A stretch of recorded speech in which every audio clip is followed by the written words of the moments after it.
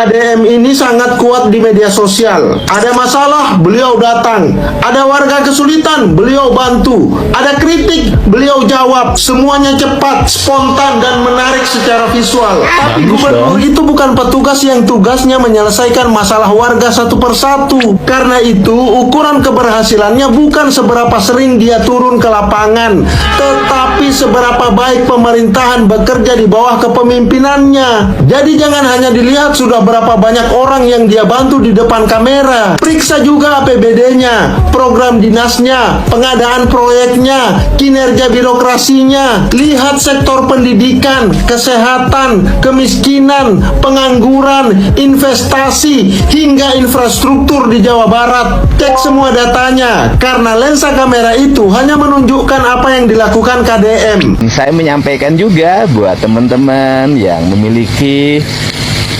kepedulian dan kecintaan pada saya, melakukan dukungan dalam setiap waktu. Saya pesankan jangan terlalu emosional menghadapi berbagai serangan yang dilakukan oleh berbagai pihak. Dari sekian banyak serangan yang dilakukan, ada beberapa kualifikasi. Yang pertama, mereka yang murni melakukan otokritik karena ingin pembangunan di Jawa Barat berjalan dengan baik. Biasanya yang melakukan otokritik seperti ini, otokritiknya dilakukan hanya untuk kebijakan tertentu. Dan kemudian mereka mengingatkan setelah itu dia tidak melakukan kritik lagi, dan nanti muncul lagi kalau ada kebijakan yang menurut mereka dianggap kurang pas. Ini adalah orang-orang yang objektif yang harus kita hormati. Yang kedua adalah yang secara terus-menerus mengkritik. Ada kebijakan baik dikritik, apalagi jelek, semuanya pasti dikritik. Artinya kebijakan saya tidak ada baiknya. Biasanya orang seperti ini memiliki afiliasi politik pada partai tertentu dan pada kandidat tertentu, sehingga menyerang saya itu merupakan benefit yang bisa didapatkan bagi kandidat yang disukai dan didukungnya, dan dia juga bisa dinilai sebagai pendukung yang fanatik yang memiliki kontribusi, sehingga namanya dan wajahnya dikenal, dan itu kontribusi. Kita nggak usah sebutin nama-namanya, kita kan sudah tahu. Kira-kira siapa ya? Mereka itu juga dulu pernah mencalonkan anggota DPRD dan mereka tidak terpilih. Biasanya begitu. Kemudian yang ketiga adalah yang melakukan pansos dengan mengkritik saya, dengan menyerang saya dalam setiap waktu. Mereka mendapat benefit viewer. Nah, ini biasanya ingin naikin popularity dirinya karena profesi tertentu. Misalnya profesi jadi A, jadi B, jadi C. Nah, biasanya orangnya seperti ini. Tapi ini juga bagus juga dong. Berarti kan keberadaan saya memberikan kontribusi bagi kehidupannya. Dengan menyerang saya, maka viewernya naik, komennya naik, dan akunnya menjadi dikenal. Akhirnya menjadi mata pencahariannya, mendapat benefit, insentif benefit elektoral, insentif benefit untuk popularity yang akhirnya dia dikenal dan banyak mendapat pelanggan gitu loh, baik jasa maupun menjual barang. Pokoknya bagi saya nggak ada masalah dari kualifikasi manapun yang mengkritik saya, bahkan menyerang saya mengucapkan terima kasih dan saya tidak merasa terganggu. Saya akan terus bekerja memberikan layanan yang terbaik bagi masyarakat. Yang penting semua warganet yang mencintai saya agar sabar, dan kalau ingin juga kita melayani dalam setiap waktu, justru mereka suka. Kalau tidak dilayani, mereka juga sepi sendiri. Banyak yang mengakui bahwa kinerja KDM itu memang dirasakan oleh rakyat.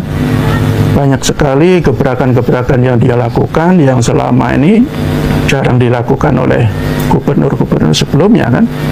Kalau kita lihat salah satunya misalnya ketika KDM itu begitu gencar menormalisasi kali. Ada di Karawang, di Bekasi juga yang menjadi penyebab banjir besar itu. Katanya belakangan ini di Pesanggerahan, meskipun itu yang melakukan Pemkot Depok, tapi katanya tidak lepas juga dari andil KDM.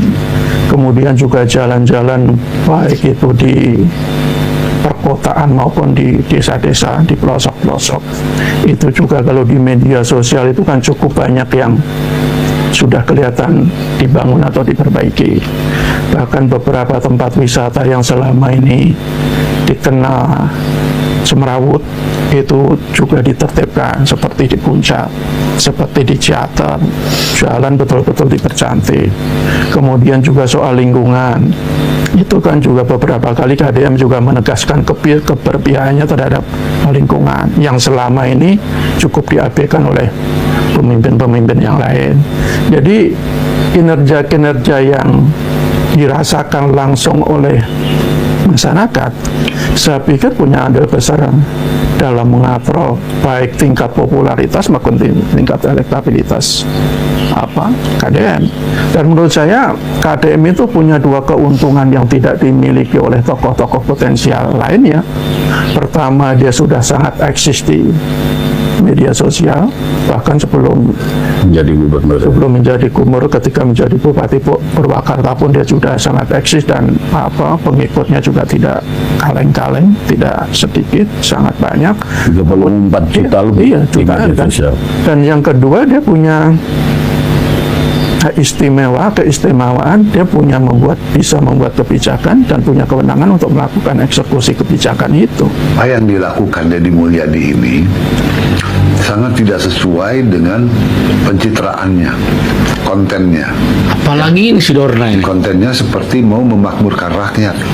Wah, dibantu sama pendukung-pendukung yang antah berantah ya, yang akunnya juga private semua itu kebanyakan. Lu yang entah berantah. Wah, semua hal yang dilakukannya seakan-akan benar, dan apabila ada yang protes diserang, dibully, diolok-olok, bahkan diancam, difitnah bahkan. Nah, ini polanya Deddy Mulyadi di medsos. Dodi Permana, seenaknya lu bilang pendukung KDM dari antah berantah. Asep Gempar di Bandung, akunna tuh privat segala macam. Pendukung KDM salawasna. Moal mundur Kang. Hari nyarios Kang, jangan sambil makan. Besi kemakan ucapan akang sendiri. Hati-hati Kang. Kami pendukung KDM bukan dari antah berantah, tapi kami jelas Bandung Timur, Pasar Induk, Gede Bage. Hadir Kang, kita ngopi bareng. Kalau misalkan saya dari antah berantah, ya hati-hati kalau ngomong Kang, asal jangan ceplos aja kan. Saya Kang Asep Gempar merasa tidak enak Akang sebut saya dari antah berantah. Cek akun saya Kang, kalau Akang nggak percaya. Sedurna kalau ngomong saya jidat aja ya. Ngadukung Bapak Ayu sampai kapan. Salam sehat, tetap sehat, pakai akal sehat. Sampurasun. Rawayan jati teh naon? Ai rawayan jati teh diri urang nu sabenerna. Ilmu tangkalna naon? Awi disebatna congo nyurup kana puhu. Ari congo nyurup kana puhu teh nyaeta manusia anu lebet kanu kaida insan kamil, manusia paripurna. Cek bahasa kolot kaluhur sirungan kahanap akaran. Kaluhur sirungan kahanap akaran puhu awi, filsafatna awi, tangkal anu dimulyakeun kurang Sunda tangkal awi. Naon sababna tangkal awi? Hiji, tangkal awi mah tempat cicingna king cobra. Ai king teh raja, rajana orai cicingna di tangkal awi. Naon ieu teh? Awi pusat ekosistem. Kulantaran awi pusat ekosistem, akar awi pageuh nalian taneuh, sirah cai ngaguludag, daun awi ngajaga tinu partikel debu pencemaran lingkungan. Terus naon deui? Oksigen nu dihasilkeun ku awi karbon kelas hiji. Terus nuar awi moal mampak jadi naruntagen turunanana sabab awi mah dituar hiji bijil opat. Peradaban kunaon? Peradaban Tasik, peradaban awi. Kreativitas publik tinu awi ngalahirkeun peradaban. Kulantaran ngalahirkeun peradaban, urang Tasik pan loba hirup tinu boboko, tinu hihid, tinu tampir, tinu nyiru, tinu asepan. Ieu peradaban ayeuna dikembangkeun deui. Kuring tiba heula ti zaman jadi bupati Purwakarta tepi ka ayeuna tiap kuring boga ngawangun nilai-nilai seni estetika bangunan pasti ahli bangunan awi urang Tasik.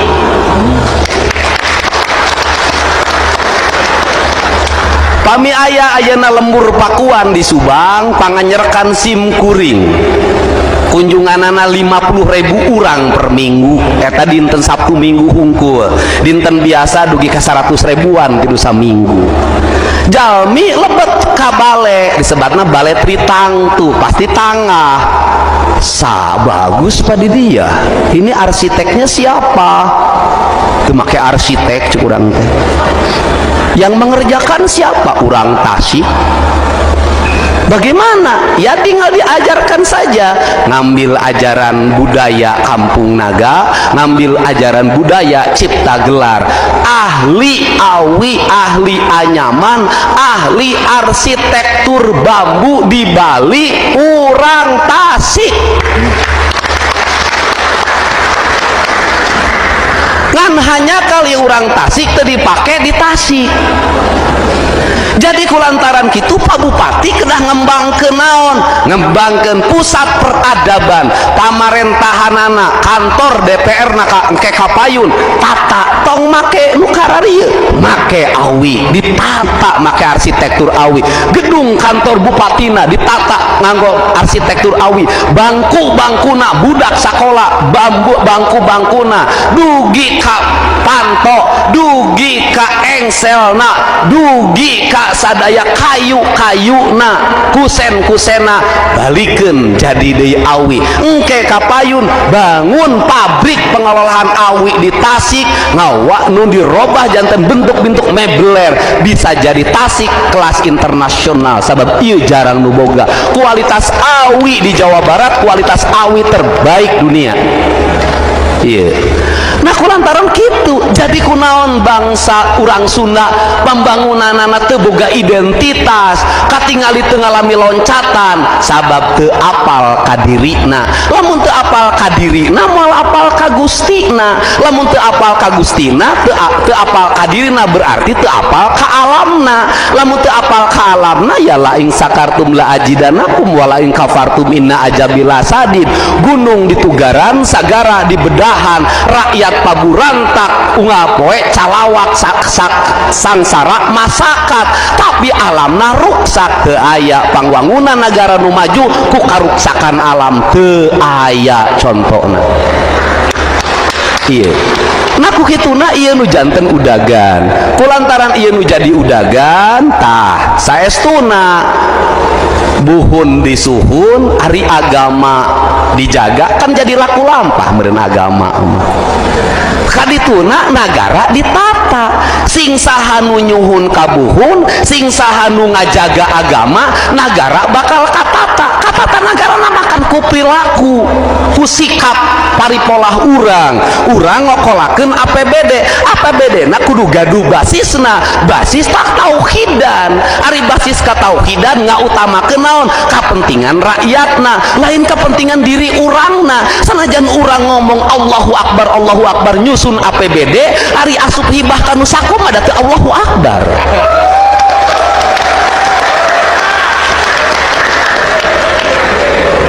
Iya nu kudu dimaksad. Nah kukituna sim kuring teh salaresna mah gaduh hiji cita-cita ageng. Lamun aya Sukapura aya Pajajaran, pan ngajajar aya kabupaten kota satatar Sunda, satatar Jawa Barat. Tiap daerah gaduh karakter dirina masing-masing, gaduh identitas, gaduh ciri sabumi, cara sadesa, jawadah tutung biritna, sacarana lain Bapak Sejen Eagle meureun ngampar engke gaduh produktivitas, kulantaran gaduh produktivitas lemur diurus, kota ditata, geus teu kudu ngerahkeun budak sakola studi tour tapi jerona piknik. Engke ge turis datang sorangan, komo Tasik sagala aya, bandara aya, kareta api tepi, bus prima jasa, sponsor. Kumaha laras teh bener nya jujur emangnya disumput-sumput da nya. Nah iya dah kan naon ngembang, iya tinggal urang dah kuring memperhatikan, oh iya nu ngabalukarkeun kurang di pirosea ku sararea teh leungit identitas diri. Nah ku kitu nah ari nu tadi mah atuh Pak Bupati hal-hal teknis, Pak Gubernur jalan ieu gampang nyin jalan mah Bupati bikin 2 tahun ke Gubernur Jawa Barat anggeus kabeh. Kunaon Kang Didi nganggap gampang da babari atuh asal aya duitna. Nah gampang. Da nu berat di Jawa Barat mah lain ngabangun jalan, lain ngabangun irigasi, lain ngabangun sakola babari.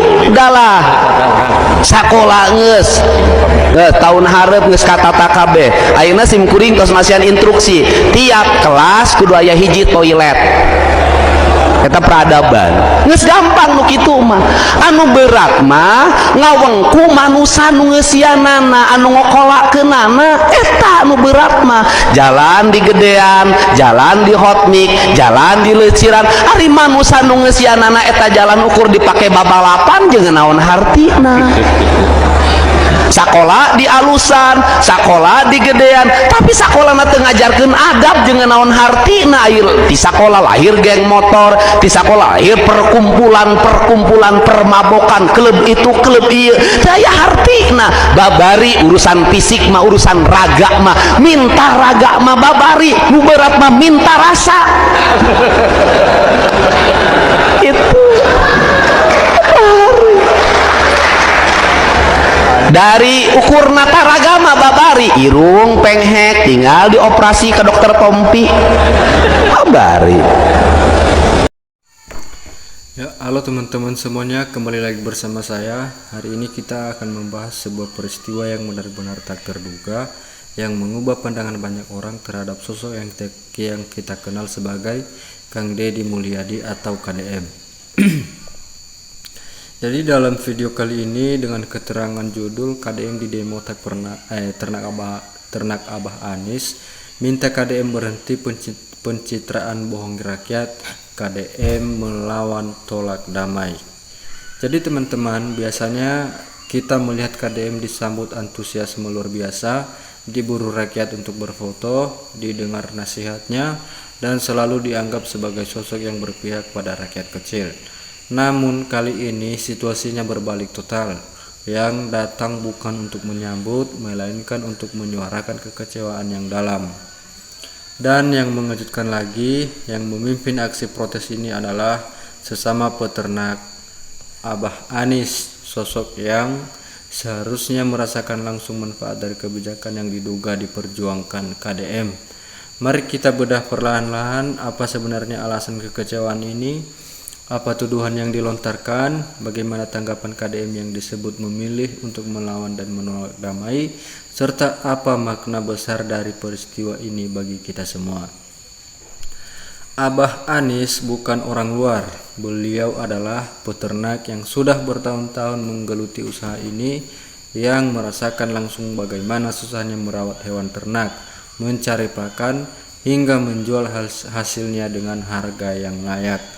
Jadi selama ini beliau berharap kehadiran KDM akan membawa perubahan nyata bagi nasib para peternak-peternak, kemudahan akses, harga yang stabil, perlindungan dari penindasan, dan bantuan yang tepat sasaran. Namun apa yang terjadi justru sebaliknya. Dalam video ini diceritakan bahwa harapan itu perlahan runtuh. Abah Anies dan kelompoknya merasa bahwa apa yang disampaikan KDM di depan mereka hanyalah panggung sandiwara. KDM tampak begitu peduli, tampak begitu dekat, namun kenyataan di lapangan jauh berbeda. Bantuan yang dijanjikan tak kunjung datang, peraturan yang memberatkan tak kunjung diubah, dan nasib peternak kecil tetap tergantung begitu saja. Mereka merasa terlalu sibuk membangun citra diri, membuat konten yang menyentuh hati, namun melupakan pekerjaan pokok yang seharusnya dilakukan. Inilah yang membuat Abah Anies akhirnya memberanikan diri untuk turun langsung, menyuarakan apa yang selama ini terpendam di hati para peternak seperjuangannya. Saat aksi berlangsung, Abah Anies dan kawan-kawannya menyampaikan tuntutan yang sangat tegas, minta KDM berhenti melakukan pencitraan yang membohongi rakyat. Mereka menegaskan bahwa rakyat tidak butuh tampilan yang indah, rakyat butuh kenyataan yang nyata. Rakyat tidak butuh janji manis yang hanya terekam kamera. Rakyat butuh solusi yang benar-benar terasa di dapur dan di ladang. Mereka menuduh bahwa KDM memanfaatkan kesusahan rakyat untuk tampil sebagai pahlawan. Padahal saat diperlukan kebijakan yang berani dan tegas, justru tak ada tindakan nyata. Mereka meminta KDM untuk jujur, untuk mengakui jika ada yang belum beres, untuk bekerja dengan sungguh-sungguh tanpa harus selalu dipuji dan ditampilkan di mana-mana. Suara mereka terdengar lantang namun penuh kesedihan. Mereka datang bukan untuk mencari musuh, melainkan ingin disadarkan bahwa kepercayaan yang diberikan rakyat itu sangat berharga dan tak boleh disia-siakan hanya demi popularitas semata. Namun yang membuat suasana semakin memanas adalah tanggapan KDM sendiri. Alih-alih meredah, mendengarkan dengan hati terbuka atau mencoba mencari jalan tengah, KDM justru mengambil sikap yang tegas, yaitu melawan dan menolak damai. KDM dianggap tidak mau menerima kritik tersebut. Beliau membela diri dengan menyatakan bahwa apa yang dilakukan selama ini sudah benar, bahwa beliau sudah berjuang sekuat tenaga, dan bahwa tuduhan pencitraan itu adalah fitnah yang tak berdasar. KDM bahkan menegaskan tidak akan berdamai dengan cara yang merendahkan martabatnya atau mengakui kesalahan yang menurutnya tidak dia lakukan. Tindakan ini memicu reaksi beragam. Ada yang menganggap KDM memiliki prinsip yang kuat dan tidak mau disudutkan sembarangan. Namun tak sedikit pula yang kecewa karena seorang pemimpin seharusnya berbesar hati mendengar keluhan rakyat. Sekalipun penyampaiannya mungkin keras atau tak menyenangkan telinga. Sikap ini justru makin menguatkan dugaan sebagian orang bahwa KDM lebih mementingkan citra diri daripada masukan yang sebenarnya datang dari hati rakyatnya sendiri. Teman-teman sekalian, peristiwa ini mengajarkan kita suatu hal penting, yaitu kepercayaan itu susah dibangun tapi sangat mudah hancur berkeping-keping. Ketika rakyat yang paling dekat dengan kita seperti para peternak yang selama ini sering dijadikan contoh kepedulian mulai bersuara kecewa, itu adalah tanda peringatan yang sangat serius. Jika tuduhan pencitraan itu benar adanya, maka itu adalah pengkhianatan terhadap amanah yang diberikan. Namun jika tuduhan itu keliru, maka sudah seharusnya KDM membuktikan lewat tindakan nyata, bukan lewat perdebatan yang makin memperkeruh suasana. Peristiwa ini juga menjadi cermin bagi kita semua, bahwa menjadi pemimpin bukan hanya soal disukai dan ditonton banyak orang, melainkan soal mampu membedakan mana panggung sandiwara dan mana tanggung jawab sejati. Bahwa kedekatan dengan rakyat harus dibuktikan lewat hasil, bukan sekedar gaya bahasa yang menyentuh hati. Nah, begitulah teman-teman gambaran lengkap peristiwa yang sedang memanas ini, mulai dari kekecewaan mendalam Abah Anies dan rekan-rekan peternaknya, tuntutan agar pencitraan dihentikan, hingga sikap KDM yang memilih melawan dan menolak berdamai sebagaimana yang disajikan dalam video ini. Saya hanya menyampaikan apa yang ada di dalam tayangan tersebut teman-teman, dan menganggap semua isinya benar-benar terjadi. Namun sebagai rakyat biasa, kita tentu berharap agar perselisihan ini segera menemukan titik terang. Dan demikian saja teman-teman, sampai jumpa di video berikutnya. Terima kasih.